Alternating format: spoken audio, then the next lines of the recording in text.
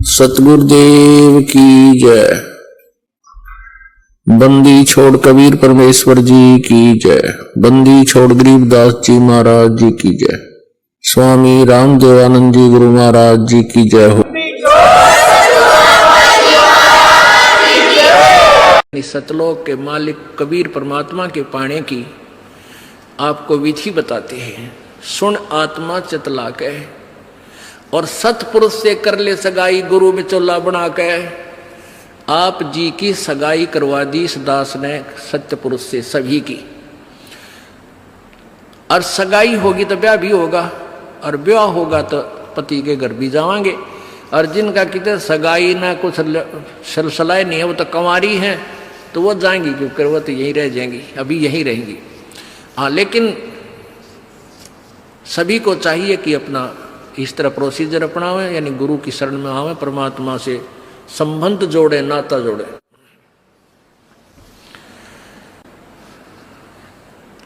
सतपुरुष से कर ले सगाई, गुरु बिचौला बना के, फिर सत्संग बान बैठिए लाडो और दान की मेहंदी रचा के।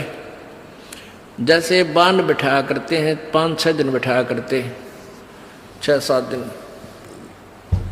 तो परमात्मा कहते हैं वहाँ वो तेल चढ़वाता है, वो बान नहीं, इस सत्संग रूपी बान में यहाँ बान बैठो, यहाँ आओ, ये राम नाम का तेल चढ़ावांगे आपके, और फिर आपका रंग रूप निकल जाएगा, यानी आपके अंदर परिवर्तन आएगा।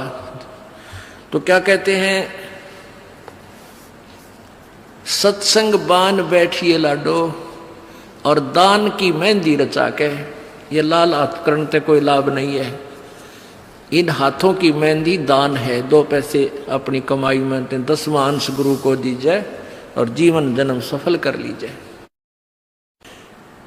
और 5 गहने पैर सुहागन, शील, संतोष, विवेक, दया, आधीनी, विनम्रता, और सतनाम की बिंदी लाके, जैसे टिक्की लगाते हैं, कहते हैं तेरा मूल मंत्र ये सतनाम हो, ये सच्चा नाम 2 अक्षर का, जिसमें एक ओम और एक तत् है, ये त्रिबिंदी हो, यानी तेरा ये खास सबसे पहले दिखाई दे कि ये सतनाम उपासी है। आत्मा परमात्मा को जब प्यारा लगेगा तो जब स्वीकार करेगा। और फिर क्या कहते हैं, प्रेम की लाली ला कै सुरता क्यों ना पति रिझावे है। ये लाल ओठ करने से कोई लाभ नहीं है, ये तो मूर्खा के काम है। पहले कोई भी ऐसी क्रिया अच्छे घरों की बहन बेटियां नहीं करते थे। इस नकली सी सिनेमा ने, इन टेलीविजनों ने ऐसा भट्ठा बैठा दिया कि सबको एक सत्र पर गली में ला खड़ा किया। गांव घर में ब्याह होता है, पहले कंजरी नाचा करती, हिजड़े नाचा करती, ये वैसाएं नाचा करती थी। अब बहु अच्छे घरों की बहु बेटियां सरेआम गली में डांस करती हैं, ऐसा बूंदा लाल थोपड़ा करके। तो क्या ये अच्छे कर्म है? ये नहीं करना चाहिए। एक सभ्यता से रहना चाहिए। हम इंसान है, वो तो एक समाज का जो बिगड़ा हुआ रूप होता था, वो इस तरह की बकवादें किया करते थे। तो ज्ञानहीनता, मर्यादाहीनता, निर्लज्जता इतनी बढ़ गई समाज में, इसको भी अब सेट करना है। तो कहते हैं प्रेम की लाली ला के, प्यार तो बोला सब बान भाइयां थे, सभी भक्तों से, समाज में वो भी कोई बगैर उपदेशी भी रिश्तेदार है, सबसे मृदु भाषा से प्रयोग करे, मीठा बोल है, प्यारा बोल है, ये तेरी लाली है, ये तेरे होठों की शोभा है। फिर कहते हैं जाप अजप्पा जप के अपना दहेज बना लिए। ओह, ये भक्ति की कमाई जो श्वास उश्वास से ये अजप्पा जाप कहलाता है। कहते इसका जाप करके तू अपना ये दहेज बना, यानी धन जोड़ ले, जो आगे लेकर जाना है, दहेज जो अपने पति के घर लेके जाना है। पहले कुरीति थी कि जो लड़की घना धन लेकर आती थी दहेज का, उसका आदर पूरा परिवार करता था। ऐसे हम भ्रमित थे, अज्ञानता थी। तो उसी दृष्टिकोण से ये कहा गया है कि जैसे अच्छा ज्यादा दहेज लाने वाली बहु पुत्र वधू अपने ससुराल में आदर सत्कार पाती है, ऐसे ही तू डट कर भजन कर, घना दहेज बना ले सत्य अजप्पा जाप का। अजप्पा जाप जप के अपना दहेज बना लिए, अनहद बाजा बाजन लागे फिर खुशी बना लिए। ओह, जैसे लड़की का पता लग गया कि आज ब्याह है, लड़की की का आज विवाह है। अब कई बच्चे बकाया करें, न्यों कहेंगे ए तेरी बरात आ गई, और फिर न्यों कहे कोई ना आई क्यों ना जीवरी है, यानी उसने खिजाया करते हैं। तो फिर वो लड़की सोच लेती है बांधन दे ले भौंके जाएंगे। तो कहते हैं जब वो बाजा बाजन लाग जा तब सोच लिए बात लवा लाग ली कि आगी बरात। तो कहते हैं आप भक्ति जब करोगे तो आपको ऑटोमेटिकली आपके ये ऊपर के यहाँ से ऊपर के हिस्से में बहुत सी आवाजें, कई प्रकार की आवाजें आने लग जाएंगी। इसमें जो हमें आवाज सुनती हैं ये प्राथमिक भक्ति की लक्षण है, अंतिम नहीं है। हाँ, ये भी सुननी चाहिए, सुनेंगी आपको अवश्य सुनेंगी, ना चाहते हुए भी सुनेंगी। और कभी सुनना चाहो तो कभी 2, 4, 10 मिनट, कभी कभी डेली नहीं, कभी ऐसे कान बंद करके एकांत स्थान पर सुन लेना, आपको सारा साजबाज अंदर बाजता दिखेगा, जिसकी भक्ति इस लक्षण हो गए। कुछ एक को वैसे भी सुनती है जिनके पूर्व जन्म की भक्तियां होती हैं और फिर धीरे धीरे उनकी बंद हो जाती हैं, आगे कुछ नहीं सुनती, चाहे वो किसी का नाम जाप ले रखा है। तो वो तो ऐसा सुनना, ये देखना तो ऐसा है जैसे आपने बैंक में कमाई करी की और बैंक में पैसे जमा करा दिए, और उस बैंक की कॉपी ने कभी देखना चाहो तो खोल के देख लो। और ये दूसरे जो पंथ बतावे हैं, ये साधना इनकी नाम गलत हैं और कहते हैं ध्यान लगाओ, मेडिटेशन करो, कान बंद करके आंख बंद करके अंदर आवाज सुनो, शब्द सुनो, ये कोई फायदा नहीं। अब जैसे धंधा करता नहीं और बैंक में जब पूर्व जन्म की पहले की जो डिपॉजिट है 20-30 हजार, उसने रोज देखे जाने कहा 20,000 है, और 20,000 में काम तो ना चले, फिर वो निकलवाने भी उसी में तो पड़ेंगे, वो एक दिन जीरो हो जाएंगे। वो तो जैसे आपको ये आभास होंगे किसी भी वस्तु का, जैसे हम हमारी आंखों, आपकी जो भक्ति करते हैं उनकी आंखों के सामने बहुत सी चीजें ऐसे चलती दिखाई देंगी। कभी तो ऐसा आभास होगा जैसे कोई मक्खी आ गई, कोई मच्छर जा रहा है, या कोई ऐसी कोई लाइन सी दिखाई देती है। तो ये आपकी भक्ति की कमाई है, प्रतिफल आपको दिख रहा है। और कई एकादा क्या करे हमारे भक्त, एक बहन भगत भाई आया ने बोला जी मैंने तो आंख दिखा ली, मेरी तो आंखों में डिफेक्ट हो गया। वहाँ क्या हो गया कि आगे बिरानी काला काला दिखे जा, नो देखूं जब भी दिखा, मन तक कई बार डर भी लग जाता है। और डॉक्टर का इसका ऑपरेशन करेंगे, रमा भले आदमी क्यों आंख पड़वावे, ये तेरी भक्ति की कमाई दिखाई दे रही है, तेरी जो बैंक में जमा कराए हैं वो कॉपी में दिखे तेरे को, ये तो भगवान आत्मा ने दिखेंगे बेटा, जिनकी कमाई शुरुआत हो चुकी है। जेता अंजन आंजिए चश्मों में दिखंत न बोला सचमुच में, कहा सचमुच, फिर खुश हो गया रहे तेरा गजब भैया। तो ये जो सामने दिखाई देते घबराना नहीं, बहुत से भ्रमित हो जाते हैं क्योंकि बार बार ये दास नहीं बता पाता आपको। तो प्रत्येक सत्संग में आओगे तो कभी ना कभी हर पहलू पर विचार विमर्श दिया जाता है। तो घबराना नहीं है, ये आपकी आंखों के सामने कोई वस्तु दिखाई देगी, वो आप ही बताओगे, दास बताओगा तो तुम झूठ भी बोल दोगे। तो वो आपकी जितनी कमाई है वो अपने आप बढ़ती जा रही है, उसका लेवल बता रहा है। तो ऐसे अंदर आवाजें आएंगी, कई प्रकार की आएंगी, और उनमें से एक न्यारी आवाज आएगी, एक मुरली की आवाज आएगी। और वो मुरली, वो आवाज जो है, जो इसमें पिंड में जो आएगी वो यहीं तक की है, ये महास्वर्ग तक की है। और जो वास्तविक धुन, वास्तविक जो आवाज है वो इस अंड और पिंड से पार है, वो सतलोक में है।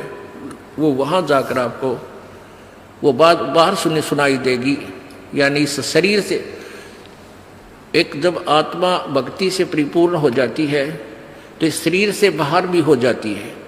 तो उसको सुनने के लिए ऐसी स्थिति आ जाएगी अपने आप, जैसे आपका शरीर यहाँ बाहर खड़े हो गए, और फिर वो आवाज आपको उस सूक्ष्म शरीर के माध्यम से सीधा कनेक्शन उस सतलोक से हो जाता है, वो परले पार वाली मुरली आवाज़, वो धुन, वो झनकार अलग से सुनाई देती है। फिर सेकंड के बाद आप उसी शरीर में होते, आपको पता भी नहीं कि मैं बाहर गया या अंदर ही था।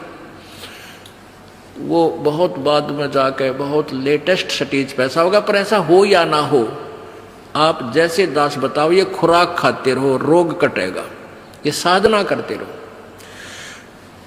तो क्या बताया है, जाप अजप्पा जप के अपना दहेज बना लिए और ये अनहद बाजा बाजन लागे, फिर खुशी मना लिए। फिर मान लिए खान तेरी भक्ति चल पड़ी, निकट लागली बात आगे लेने, यानी बरात आगी।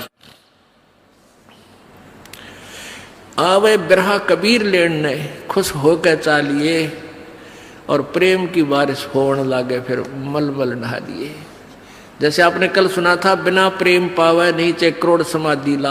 होय होय, जैसे सूरज के आगे बदरा ऐसे कर्म छयारे, प्रेम की पवन करे चित मंजन झलके तेज नयारे। प्रेम की पवन, परमात्मा के प्रति इतना प्यार उमड़ उमड़ का अब आपके हृदय में रह रह के जरा सी बात मालिक की चले, आंखें भरे आऊं आपकी, कुछ दिन में ऐसी सतिथि आ जाएगी। तो ये प्रेम की पवन चलेगी। जैसे सूरज के आगे बादल होते हैं तो सूर्य का प्रकाश निष्क्रिय हो जाता है, और जब हवा तेज चलती है बादलों को इधर उधर फेंक देती है तो सूर्य का प्रकाश जो का तो सामने चमक रहा होता है। ऐसे परमात्मा और अपने बीच में, आत्मा के बीच में पाप कर्मों का गरावा यानी बादल छाया हुआ है। इस प्रेम की यानी सब भक्ति जो क्रिया आपकी होंगी, दान करता आदमी को इतनी खुशी होती है उस दिन कोई ठिकाना नहीं। और 10 रुपये चोरी कर ले, आत्मा खुश नहीं हो सकती, चाहे 20 लाख चोरी कर ले। और 10 रुपये, 20 रुपये, 1000 रुपये, 2000 रुपये आप दान करने की चेष्टा करते हो, पहले उमंग भर लेती है, और दान करे पाछो तो न्यारी खुशी होती है। तो ये तो क्या बताते हैं, ऐसे जो सब क्रियाएं आपसे कराई जा रही हैं, इनका उद्देश्य है कि आप में इतनी विनम्रता, इतना प्योर हार्टेड हो जाओ आप कि मालिक के प्रति जरा सी भी चर्चा चले आँखों में पानी आने लग जा, गदगद हो जा। कहते हैं प्रेम की पवन करे चित मंजन, फिर झलके तेज नयारे। तो यहाँ क्या बताया कि प्रेम की बारिश होने लगे, फिर मलमल नहा लिए। यानी ये लक्षण बता रहे हैं, एक भक्त में रह रहकर ऐसे लक्षण आ जाएंगे। एक बुढ़ा आवे मेरे पास, नाम ले रखा उन्होंने साल भर से। वो कहता है जी मैं नाम जपन लागू, मैं रोने लग जाऊं, मेरा रोना बंद कर दिया। राम तो रोना शुरू करवावा तो बंद करवाना आवे, ये तेरे भाग जाग रे भले आदमी। नो कहना शर्म आवे, लोग नो कहीं अच्छा आदमी नाम लेने लगे तो माई लोग की सुनेगा तुम्हारी सुनेगा, नो बता। तो इसे ओपन कर्मी प्राणी है, बुढ़ा आदमी 65 साल का होगा, भगवान का नाम मिल गया, पिछले संस्कार से ही होता सारा कुछ। और ईब का नाम लेने लग गया, मैं तो रोने लग जाऊँ। अरे तेरा जी भी भगवान ये सब ने देसा रोना हमारे भगता ने, आँखें में पानी आवे, मालिक की चर्चा हो, ना द्वेष हो, ना राग उठे, ना कोई चोरी करने जी करे, ना कोई जारी करने जी करे, ना बुराई मन में आवे, ये ऐसा जो धुन लग जा। फिर कहते हैं सार शब्द का सुरमा गा लिए, जब पति न भावे। सार शब्द यानी जो असली मंत्र आपको दिया जाएगा वो सुरमे जैसा होगा, वो एक न्यारी आपकी जो है ना पहचान बनेगी, उस पर न्यारी जो है ना अलग से आपकी एक और सुंदरता बनेगी। यानी परमात्मा को आप और उस मंत्र सहित और अच्छे लगोगे जिनके पास ये तीनों मंत्र होंगे। कहने का भाव ये, आदिन्नी की मांग भरा ले तो चलिए नाड़ झुका के, विनम्रता, अभिमान खत्म हो, विनम्रता आवे, और सबके साथ प्यार से बोले, आकड़ नहीं पाड़े।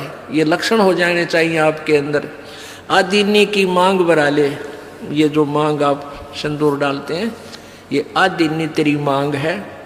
और चलिए नाड़ झुका के, यानी नम्रता से रहना, नाड़ झुका के चलना, नम्रता से पेश आना। और संत समागम बरात तेरी तने ले जावेगा ब्याह के।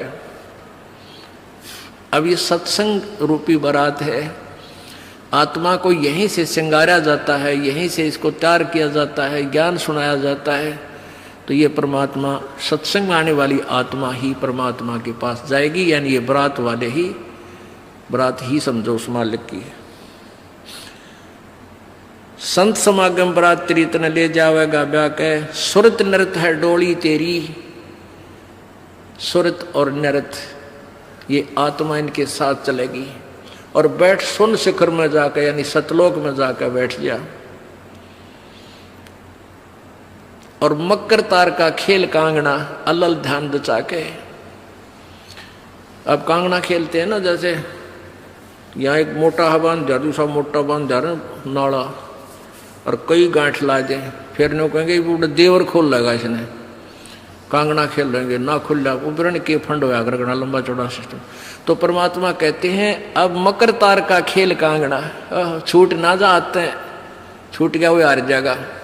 तो उस मकर तार का ऊपर से जब आत्मा यहाँ से चलेगी, परमात्मा कई तरीके से इसको, कहीं किसी स्थान पर किस तरीके से आपने जाना है, तो आप कभी कई बार एक आध बार कभी ध्यान वैसे ही कुदरती लग जाता है, बैठ जाते हैं, कभी आंखें खुली है तो भी बंद हो जाती हैं, और कई बार ऐसा होगा कि एक मकड़ी के तार जैसा आपको लंबा स्ट्रेट, बहुत उसका कोई और छोर आप नहीं देख सकोगे, ऐसा तार सा नजर आएगा, उसको मकर तार कहते हैं। उसके साथ लग के आत्मा जैसे मकड़ी उस तार को पकड़कर ऊपर चढ़ जाती है, ऐसे वो मकर तार का आपको दिखाई देगा जब चलेगी यहाँ से आत्मा संसार छोड़ के, तो एक मकर तार का मार्ग आपको मिलेगा, उसके साथ चलना, उसको छोड़ना नहीं, तो उधर नहीं जाना, नहीं तो मार खा जाएगी। तो ऐसे ही वो कांगड़ा खेलते हैं, जब दोनों और दाव लगा देते हैं, तू खोल गया तो तू हार गया, हारगी, तो ऐसे अपने अपनी जबरदस्ती से उसको पकड़ लेना है उस मकर तार के, उस मकर तार को। मकर तार माने मकड़ी का तार। ऐसा एक रास्ते में आपको ये गाइडलाइन होगी कि इसके साथ साथ चल, भ्रमित ना होना सतलोक जाने के लिए। वो कुछ समय कुछ स्थान तक मकर तार है, उसके बाद फिर परमात्मा का अलग से मार्ग है। सुरत नृत्य है डोली तेरी, बैठ सुन शिखर में जाके, मकर तार का खेल कांगना अल्लल ध्यान दचा के। ओए होए, एक एक वाणी का आधा हिस्सा भी इतना जबरदस्त भर रखा भगवान ने। अब अलल पंख, अलल ध्यान दचा के, एक अलल पक्षी होता है, उसको अनल भी बोलते हैं। अनल, अनल माने वायु, यानी वो आकाश वायु में ही रहता है, ऊपर नीचे नहीं आता। वो अंडे भी ऊपर ही दे देती है वो अलल पक्षी मादा, और उन अंडों को हवा में छोड़ देती है, और ऐसे स्थान पर अंडे देती है, पैदा करती है कि नीचे केले के बन हो, केले के बन। तो केले कैसे फंसे रहा कर, केले के बना बनो आपस में बहुत लंबे लंबे बढ़ जाते हैं। तो वहाँ आकाश से वो अलल पक्षी बहुत लंबा चौड़ा होता है, वो कम से कम भी सैकड़ों फुट लंबा और 50 फुट की चौड़ाई होती है। इतने बड़े बड़े पर होते हैं उसके, बहुत जबरदस्त लोहे के तौ की तरह, और पंजे होते हैं जैसे नो चमटिया की तरह, खुर जैसे बहुत जबरदस्त नाकुल्ले, बहुत मजबूत, और 4 पैर होते हैं उसके, पक्षी होता। तो वहां से अंडे छोड़ देती है, भगवान हवाला है।